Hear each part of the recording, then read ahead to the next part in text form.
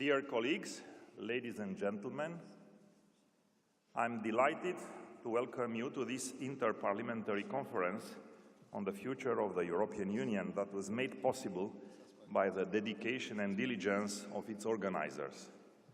It is widely agreed that the process of European integration has placed our countries on an unprecedented level of human development, economic growth, stability, welfare, and above all, mutual understanding and profitable cooperation. This is an undeniable and valuable achievement that overturns the previous history of our continent. Where do we go from here? Is there a future to this end of a long history of wars and chronic competition between powers aspiring to greatness at the expense of other nations? I believe that national parliaments should take the lead and set the tone of the debates on the future of the European Union. As representatives of our national constituencies, we ought to make sure that a shared vision of the future of our Union would necessarily reflect, as widely as possible and in an inclusive manner, the interests and concerns of all member states. We must discard from the outset all attempts to create a pecking order in Europe, to reserve decisions to a select number of states, and to discriminate against other states on account that they lack the exercise of European values. As a liberal, I always look into the past for the blueprints of the future, and I dare to advise all of you to be mindful of the legacy of our founders. 70 years ago, they designed Europe not as a mere international organization or an association of states, but as a community. Our Union has been ever since, or rather should have been ever since, a community of communities, a fellowship of governments, societies and citizens based on trust, solidarity and mutual respect. Our founders envisioned a Europe free from any form of diktat politics and national or bureaucratic arrogance, a Europe without great powers leading and second-rate countries following. The upcoming European elections are for us all a splendid opportunity to make our founders' project come true, to make the European Union completely free for democracy and free at last from both elite-driven politics and populism. Distinguished colleagues, it is indeed a great opportunity for all of us today to reflect on the possibility to raise a common voice in European politics, the consonant voice of the citizens we represent, a voice which needs to be stronger, more active and coherent than our separate cadences. In such challenging and uncertain times, when we face unprecedented threats and risks to our security and stability, we need to recall the importance of solidarity, responsibility, and, even if the word may seem outdated for some, sacrifice for the welfare and dignity of our societies. Current debates at national and European level on the future of Europe include a range of key areas and policies for member states and their citizens, such as the future of the economic and monetary union, the social dimension of the Union, developments in the European migration or defense policies, or the United Kingdom retreat process. The departure of Britain, Europe's most powerful defender of the single market, may shift the EU towards a more protectionist agenda, as it has been suggested by the recent French, German, Scandinavian, or even Dutch positions. French-led movements towards a form of soft protectionism are putting the European single market at risk. The last thing we need now is for hard-won progress to be rolled back by protectionism. The ambitious policy objectives of ensuring convergence at the European Union level must be adequately supported by the Union's budget. This is why we need a balanced multi-annual financial framework for 2021-2027, which will help us achieve results in line with the expectations of our citizens and the purpose for which such a budget was established in the first place.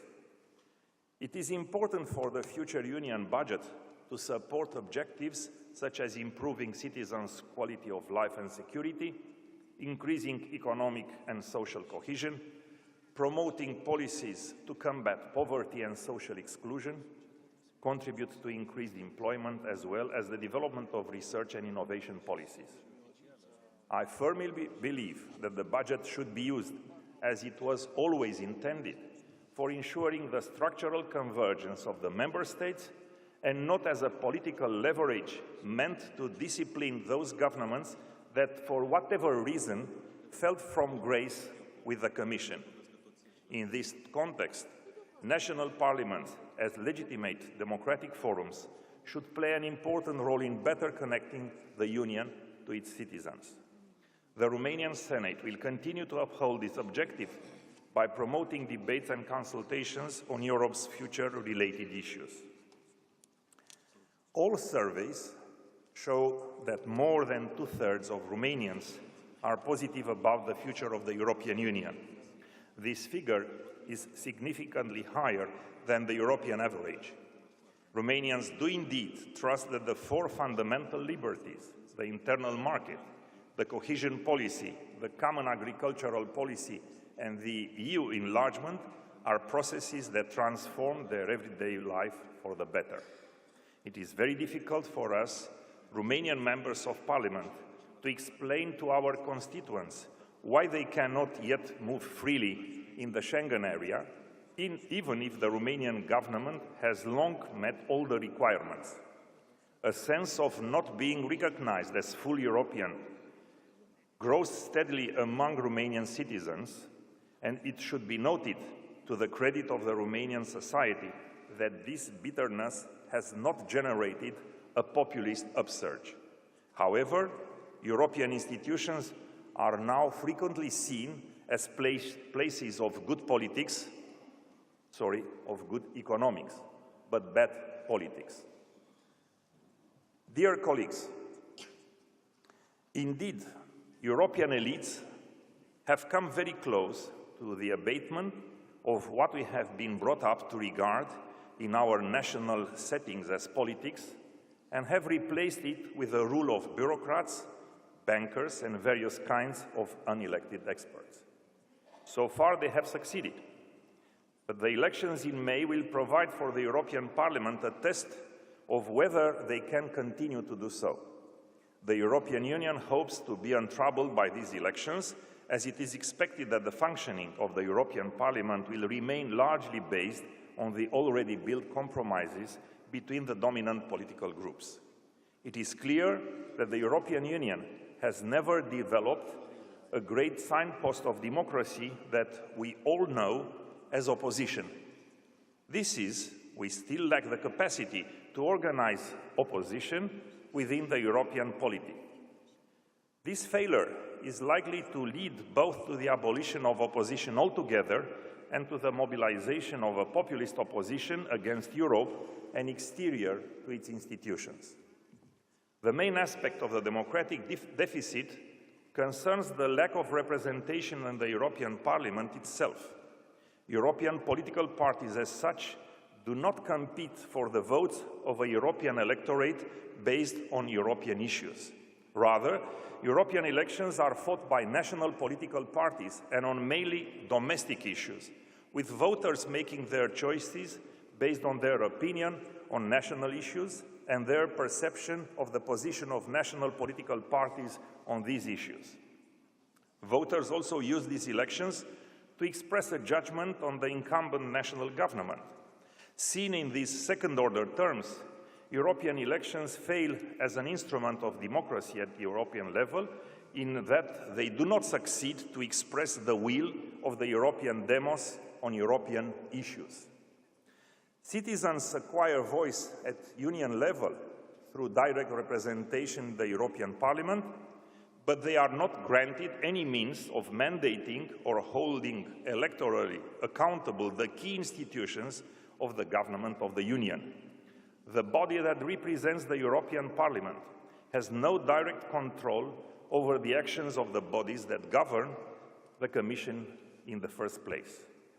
This separation between representation on the one hand and government on the other is unique and unusual. The very notion that we can have representation without an intimate connection to government, it's quite aligned to the European political tradition and to all of us as members of national parliaments. Parliaments in our common tradition represent citizens and control government. The absence of representative government at the European level is hence contributing substantially to the democratic deficit. This deficit is obvious to the citizens. It then follows that the remedy is to create in Europe a system of representative government as well as a system of representative democracy. This is, after all, how our member states function and how democracy as such is supposed to work. Distinguished colleagues, it seems to me that the topic that looms larger than any other over the future of the European Union is how to pull down the current fence between representation and government, between legislator and executive. Our task is to offer more substance to representative democracy and to bring about a coherent European demos. It is for us, members of national parliaments, to take up this endeavor. We know how to do it and why we must do it. We owe it to the people we represent. The citizens of our countries have to form a genuine European constituency able to take control of the government of the European Union. Thank you very much.